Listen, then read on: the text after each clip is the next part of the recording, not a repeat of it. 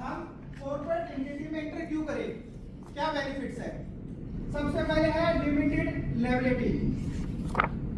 जो भी कंपनी के शेयर होल्डर होते हैं, उन्होंने जो कैपिटल लगाई हुई है कंपनी में, वहीं तक उनकी लायबिलिटी होती है।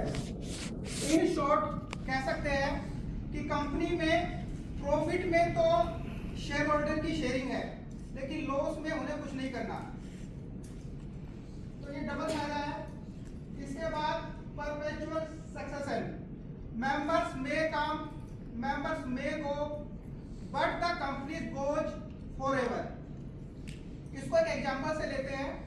यदि मिस्टर ए जीएसटी अप्लाई करते हैं और उसके बाद मिस्टर बी उसी बिजनेस को आगे बढ़ाते हैं, तो उनको अपना जीएसटी अलग से लेना पड़ेगा, क्योंकि जीएसटी पैन बेस होता है। लेकिन यहाँ पर कंपनी 100 साल पुरानी भी कंपनी होती है, ओनर्स चेंज होते रहते हैं, कंपनी स्टेबल रहती है, तो ये कंपनी की एक ब्रांड वैल्यू होती है, जिससे उसको सालों साल फायदा होता रहता है। लो टैक्स रेट, कंपनी का टैक्स रेट कम होता है। तो क्या आप हमें बताएंगे कि प्रोप्राइटरशिप, पार्टनरशिप और कंपनी पर टैक्स रेट्स क्या क्या है? 30% on proprietorship and क्या बताएंगे? मेरी कैटेगरी है, मैं ही बता देता हूँ।